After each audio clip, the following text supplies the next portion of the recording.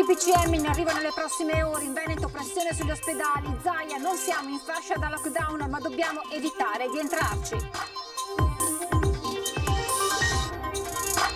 Tamponi dei medici di base, governatore duro sui contrari, c'è un contratto va rispettato. Dalla Finger di Treviso un passo indietro rispetto a ieri. Sì ai tamponi, ma servono garanzie dall'ULSS. Parla uno dei 650 medici di base che da ottobre eseguono i tamponi nei laboratori gratuitamente e volontariamente. È il nostro mestiere, ai colleghi dicono, non è una questione di soldi. Manifestazione a Venezia contro le limitazioni imposte dal coronavirus e la mancanza di lavoro, mascherine lanciate in aria. Ricoverato in ospedale per il Covid, lo sfogo su Facebook dell'assessore di Resana Matteo Bellinato. Caro Covid, ti sconfiggerò, l'appello, usate la testa e rispettate le regole. Con il nuovo DPCM si va verso la chiusura di mostre e musei. A Padova enorme danno stimato non solo per la Cappella degli Scrovegni, ma anche per le 2 grandi mostre in corso di Van Gogh e dei macchiaioli. Federica Pellegrini torna in vasca, guarita dal Covid, la campionessa di Spinea ha sciolto le riserve e raggiungerà a Budapest la squadra azzurra impegnata nell'International Swimming League. Buonasera e ben ritrovati con l'edizione regionale dei telegiornali di Antenna 3. Dunque, in serata il Premier Conte dovrebbe presentare i contenuti del nuovo DPCM. In queste ore sta circolando la bozza del nuovo decreto che sembra andare verso un coprifuoco alle 22 a livello nazionale e poi a 3 fasce per regioni, per ogni regione, con misure via via sempre più restrittive. Nelle zone rosse, nelle regioni che dovessero raggiungere livelli epidemiologici tali da farle rientrare nella cosiddetta zona rossa, limitazione negli spostamenti, chiusure di tutti i negozi tranne quelli che vendono generi alimentari e chiusi anche parrucchieri ed estetiste e didattica a distanza anche per le scuole medie, seconda e terza media. Queste le indiscrezioni al momento, in attesa naturalmente del documento definitivo. E anche il governatore Zaia questa mattina in conferenza stampa ha parlato di quelli che potrebbero essere i possibili scenari del nuovo decreto, ma poi è tornato anche sulla polemica a distanza con i medici di base. Sono giornate impegnative perché ieri abbiamo caricato 12 persone in terapia intensiva, cito a memoria, oggi siamo già una decina a metà giornata. Ci stiamo avvicinando all'apice, alla parte più acuta. Nella giornata che registra la più alta mortalità dall'inizio di questa seconda ondata, il presidente Zaia, dati alla mano, non nasconde la preoccupazione per una pressione sugli ospedali in aumento. Siamo ai limiti con il parametro. È anche altrettanto vero che questo parametro dovrà tener conto della nostra situazione sanitaria, che è assolutamente eccellente. Noi ancora siamo in una fascia nella quale non sono previste misure, voglio ricordare a tutti che si va ormai per fasce con parametri e misure che fanno scattare restrizioni. Noi come Veneti dobbiamo vincere questa sfida. Noi non possiamo arrivare nella fascia nella quale scatta l'obbligatorietà di chiusure importanti. L'atteso DPCM tra le varie misure dovrebbe prevedere anche 3 livelli per ogni regione, con misure via via più restrittive, e anche su questo aspetto Zaia puntualizza. Rispetto a misure ad hoc per il territorio noi vogliamo essere assolutamente presenti su questo. Il presidente del Veneto ha poi annunciato l'arrivo in serata dal governo di 64.000 tamponi rapidi che verranno consegnati ai medici di base. E a proposito dei dottori di famiglia, Zaia torna sulla polemica esplosa nelle ultime ore.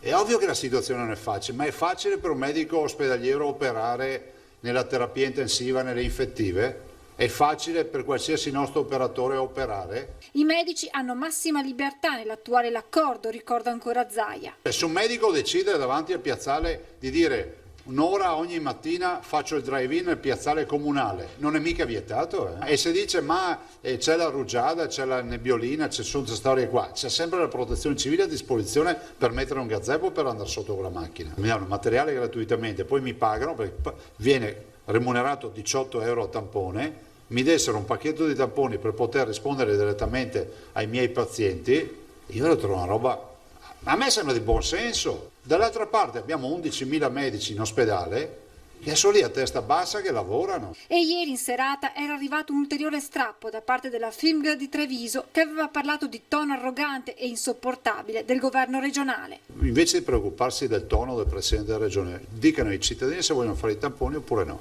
Fate come gli altri 650 vostri colleghi che sono andati a fare i tamponi gratuitamente. E io ho l'obbligo di difendere i veneti perché c'è una legge che dice che debbono fare i tamponi. E se non li fanno, confermo che ci sarà l'azione disciplinare, ma davanti a gente che soffre, con il massimo rispetto che abbiamo per i medici di base. Ma vi sembra il momento di stare qui a dire che la Regione usa toni arroganti? Ma c'ha i tamponi, va a fare i tamponi. Intanto anche la FIMG trevigiana, che ieri aveva fatto uno strappo nei confronti della regione, dopo un'assemblea web con gli iscritti ha deciso di accettare l'accordo. L'iniziale no ha prodotto una frattura con i vertici regionali del sindacato. Un no per la forma più che per la sostanza, quello della FIMG trevigiana. Il giorno dopo l'altolà del segretario Brunello Gorini all'accordo con la Regione per l'esecuzione dei tamponi negli ambulatori dei medici di base, il sindacato di categoria ha avuto il tempo di esaminare il documento e di discuterne, ha deciso di aderire, pur chiedendo una serie di garanzie. Di fatto la presa di posizione di Gorini ha prodotto uno strappo con la FIMG regionale. Quella che lei ha citato è la posizione del dottor Gorini e si vedrà. Gorini non riconosce il collega come rappresentante regionale del sindacato e replica.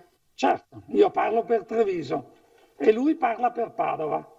Nei fatti, rispetto a ieri anche per il sindacato trevigiano, la situazione si è ribaltata, anche se la presa di posizione iniziale di Gorini è stata condivisa dagli iscritti. Ieri sera, in modo molto democratico, abbiamo fatto un'assemblea web alla quale hanno partecipato circa 300 medici. Poi è stata approvata la linea presentata da me come segretario. Io ho votato contro questo dispositivo per questo motivo. Primo, che non ho potuto leggerlo con calma, non l'ho potuto far vedere a nessuno dei miei con calma, va bene? Il tono era veramente arrogante, ti presento il documento, dopo 2 ore tu lo devi firmare, addirittura se non lo firmi ti licenzio, no? Cose che neanche la domestica dico io. Ma al di là dei modi, anche i medici della FIMG di Treviso hanno deciso di eseguire i tamponi. All'ULSS si chiede però di fornire test e kit completi. Quindi noi vogliamo chiudere con l'azienda un protocollo di procedura di come si deve fare e stabilire anche dei criteri in armonia con l'azienda di quali siano i requisiti che deve avere uno studio per poter essere sicuri di poterlo utilizzare per fare questi tamponi. Intanto alla periferia di Padova il dottor Guglielmo Pisani, medico di famiglia, i tamponi in ambulatorio li fa già da settimane senza percepire compensi ulteriori oltre al suo normale stipendio. A me piace fare il medico e quindi questa è un'ulteriore occasione per fare il medico. Ci siamo sempre lamentati di essere stati marginalizzati dal Servizio Sanitario Nazionale. Adesso che è il momento di darci da fare, ci diamo da fare.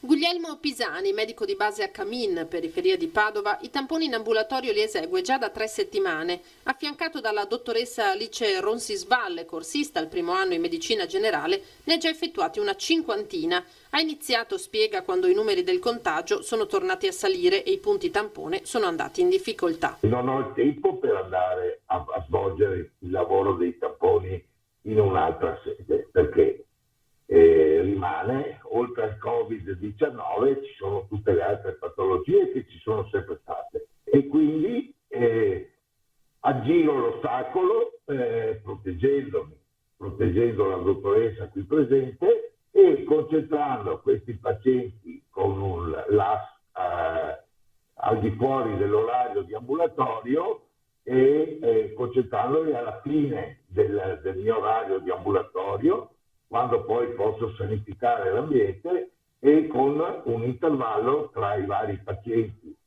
adeguato. Li ha fatti gratuitamente i tamponi, dottor Pisani, ben prima che per questa prestazione venisse previsto un compenso supplementare. Non è questo il motivo per cui mi sono sono impegnato nei tamponi, come non è questo il motivo per cui ho aderito alle campagne vaccinali per l'influenza, per il pneumococco prima. Non è una questione di denaro. Una decisione presa con naturalezza nell'ambito del lavoro quotidiano che porta avanti da anni. È uno strumento il tampone, è uno strumento nelle mie mani, come è uno strumento lo sfigomanometro, come è uno strumento il saturimetro. Rimane una mia decisione a chi sottoporlo, non è che sono una struttura periferica dell'ASL. È stata sospesa la riunione tra governo, regioni, comune e province sul nuovo DPCM che dovrà essere varato nelle prossime ore. Dopo aver ricevuto la bozza del testo, i presidenti di regione hanno chiesto una sospensione per valutarlo. Dunque si aspetta l'ok delle regioni prima che il testo definitivo del DPCM venga pubblicato e tra le indiscrezioni della vigilia anche quello di una possibile limitazione degli spostamenti per gli over 70 per proteggere questa fascia particolarmente a rischio. Allora il sondaggio che vi presentiamo questa sera verte proprio su questo. Il quesito al quale vi chiediamo di rispondere è: fasce orarie per proteggere gli anziani, giusto? Se la vostra risposta è sì, il numero da comporre è lo 0422 1626 691. Se la risposta invece per voi è no, il numero da comporre è lo 0422 1626 690. La chiamata è gratuita ed è sufficiente uno squillo perché la vostra risposta venga registrata. L'esito del sondaggio questa sera nel corso di Ring in diretta a partire dalle 21:15. E centinaia di persone hanno manifestato questa mattina a Venezia contro le limitazioni imposte dal coronavirus e la mancanza di lavoro. Da Rialto i manifestanti sono stati fermati a pochi metri dall'ingresso di Ca' Farsetti.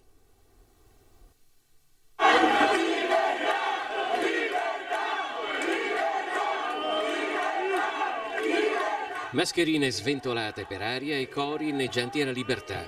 In una parte dei lavoratori in crisi che manifestano a Venezia è l'esasperazione chissà quanto a lungo repressa di chi a causa della crisi del Covid non ha più di che vivere a prendere il sopravvento, arrivando persino a negare la gravità della pandemia.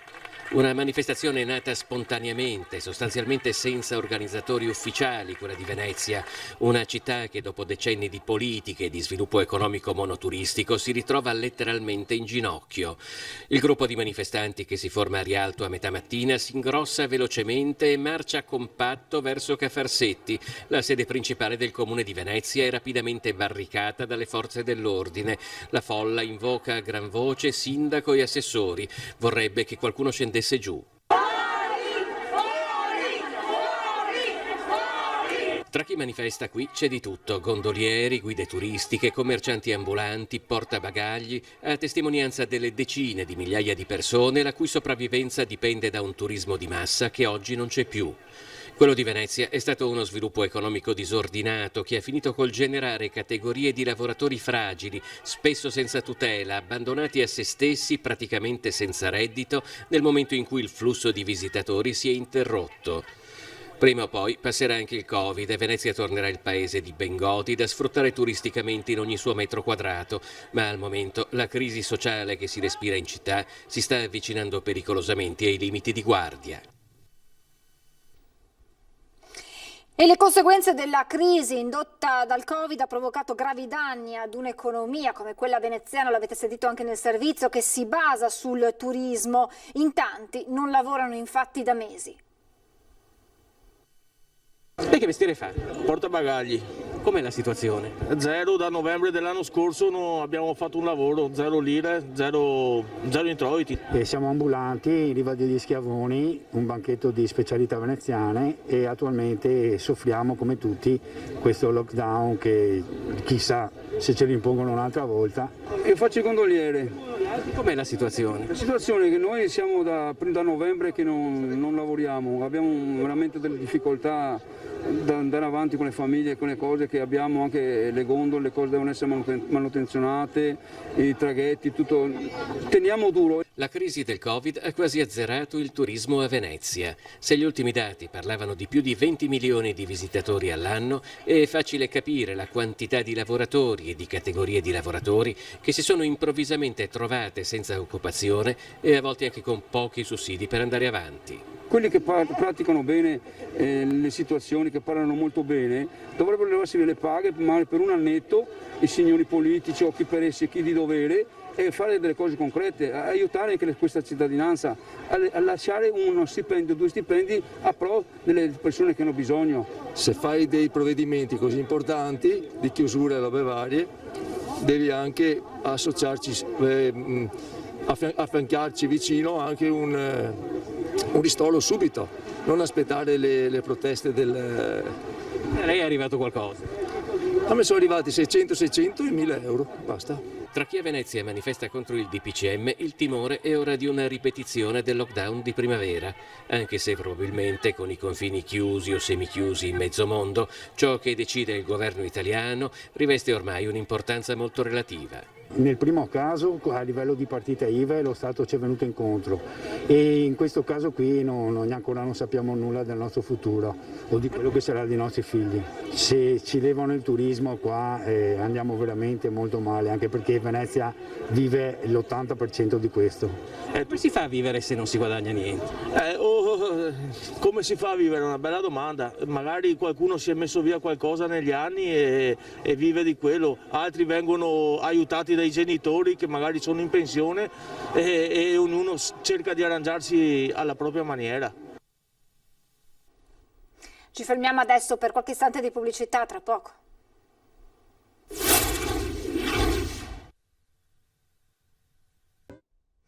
Rieccoci in diretta.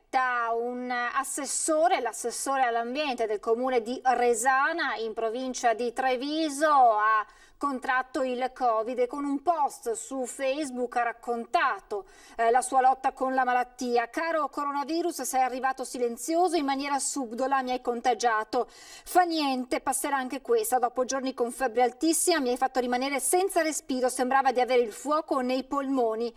Scrive Matteo Bellinato. In ambulanza sono venuti a prendermi, una brutta sensazione e adesso mi ritrovo in un letto d'ospedale. Inizieremo questa cura e sicuramente ti sconfiggerò.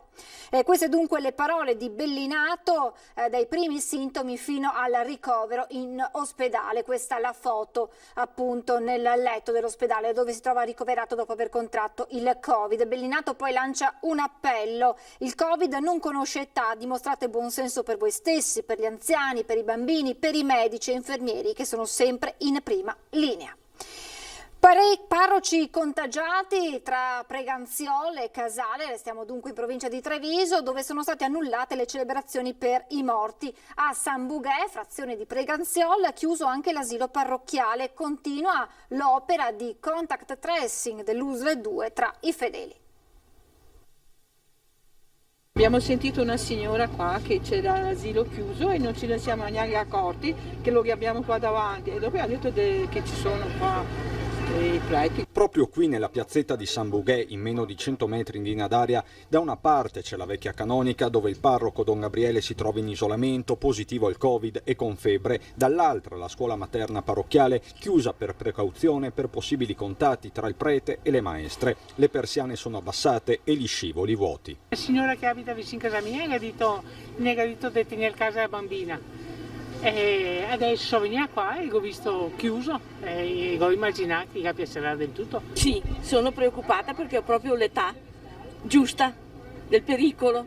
Sono preoccupata, sì. Al supermercato vanno le mie figlie e io resto a casa. Sono venuta adesso fuori 10 minuti per prendere un po' di frutta e poi vado a casa. Io non sono preoccupata per niente, sto alle regole e basta. Nel comune di Preganziol, Don Gabriele non è il solo parroco in isolamento, seppure sia l'unico al momento positivo. I parroci con lui conviventi hanno subito seguito le prassi andando anche loro in quarantena, quindi insomma la profilassi è stata seguita. Ma la profilassi riguarda anche diversi fedeli. Su questo l'ULS è all'opera, noi siamo in costante contatto da sabato con appunto i dottori dell'ULS 2 che stanno procedendo insomma con la ricostruzione delle varie reti dei contatti. Copione analogo a Casale sul Sile, anche qui la canonica è sigillata, dentro ci sono Don Daniele positivo e i confratelli parroci in quarantena e anche qui a tirare le fila è il sindaco in costante contatto con il prete.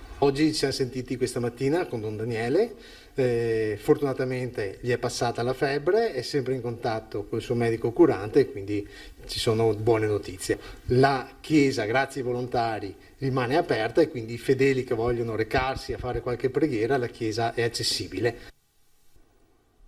Con il nuovo DPCM si va verso la chiusura di mostre e musei a Padova. Il danno è inestimabile non solo per la Cappella degli Scrovegni, ma anche per le due grandi mostre in corso, quella di Van Gogh e quella dei Macchiaioli. Doveva essere l'autunno della rinascita culturale, grandi mostre di respiro internazionale con capolavori di inestimabile valore, affiancati al tesoro senza tempo della Cappella degli Scrovegni. Ma la nuova chiusura di mostre e musei, che dovrebbe quasi essere certamente inserita nel nuovo DPCM, congela ancora una volta le speranze di ripresa del settore. Ad essere penalizzate le due grandi mostre fresche di inaugurazione, quella di Van Gogh al Centro Culturale San Gaetano e quella dei Macchiaioli a Palazzo Zabarella, che già dovevano fare i conti con la metà delle presenze viste le riduzioni imposte dal distanziamento sociale e dai divieti di assembramento. Quello che mi preoccupa è non solo il danno economico per loro, ma è la ricaduta drammaticamente negativa per la città, perché è evidente che hai meno presenze turistiche e sarebbero state veramente tante. Vuol dire meno soldi nei bar, vuol dire meno soldi nei ristoranti, meno risorse anche nel sistema alberghiero della città, che molti sarebbero venuti a Padova a fare un weekend abbinando Cappella degli Scrovegni e grande mostra. Sono decine e decine di milioni in meno. Questo è un dato negativo, però credo che ci aiuti tutti a capire quanto è importante in una città come Padova e in tutte le città d'arte italiane l'apporto del nostro patrimonio culturale. A cascata dunque la città risente di questo provvedimento perché vengono a mancare le presenze turistiche. Stessa cosa anche per la Cappella degli Scrovegni e i musei padovani. La ripresa che si era avuta in estate aveva ridotto la perdita di guadagni rispetto al 2019 al 50%, ma questa nuova chiusura forzata farà rialzare il divario. Si temono perdite nell'ordine di quasi 80 milioni di euro. La Cappella, il Palazzo della Ragione, la Casa del Petrarca avevano recuperato moltissimo delle perdite, tanto è vero che la perdita finanziaria è inferiore al 50%. Insomma, il nostro sistema museale ha tirato come un muletto e i risultati si vedono. Peccato, perché questi ultimi 2 mesi avremmo recuperato molte risorse importanti da reinvestire strategicamente in politiche della cultura. Stiamo lavorando perché non dobbiamo essere sfiduciati, non c'era alternativa, credo la situazione è drammatica negli ospedali e conseguentemente questo stop sarà seguito da una ripartenza e noi stiamo lavorando già su fine anno. Risultata positiva lo scorso 15 ottobre, poi 10 giorni di isolamento, finalmente il tampone negativo. Ora Federica Pellegrini ha superato tutte le visite mediche per riottenere l'idoneità sportiva. Oggi ha sciolto ogni riserva e ha deciso di raggiungere a Budapest la squadra azzurra impegnata in questi giorni nell'International Swimming League. Dopo una giornata di riflessione, domani salirà sull'aereo che la porterà in Ungheria. Siamo in chiusura, però prima di salutarci vi ricordo l'appuntamento questa sera alle 21:15 in diretta con Ring.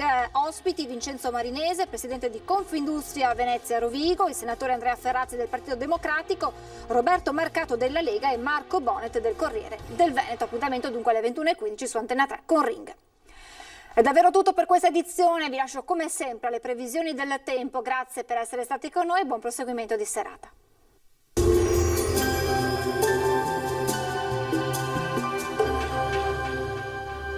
Agenzia Le Cirque. Per vendere o acquistare la tua casa, Agenzia Le Cirque. Professionisti al tuo servizio. Benvenuti al meteo. Una debole perturbazione raggiunge il nord, ma toccherà solo in parte il nostro territorio. Vediamo dunque il dettaglio di mercoledì 4 novembre. Sul Veneto avremo nubi basse e nebbie diffuse, localmente anche molto fitte. Nel pomeriggio non si escludono brevi e deboli piovaschi sui settori montuosi e sulle zone più ad ovest della nostra regione. Temperature minime tra 9 e 11 gradi, massime invece tra i 17 e i 19 gradi. Ci spostiamo ora sul Friuli Venezia Giulia, anche qui cielo molto nuvoloso con locali riduzioni della visibilità, ma qui non sono previste piogge particolarmente degne di nota. Temperature minime fino a 12 gradi, massime sui 19-20 all'incirca. Infine diamo uno sguardo alla situazione del Trentino Alto Adige. Cielo coperto dappertutto, anche qui saranno possibili locali rovesci un po' su tutti i settori della nostra regione. Temperature minime sui 9 gradi, massime invece fino ai 18 gradi. Dal meteo di Antenna 3 per ora è tutto, grazie per l'attenzione e arrivederci al prossimo aggiornamento.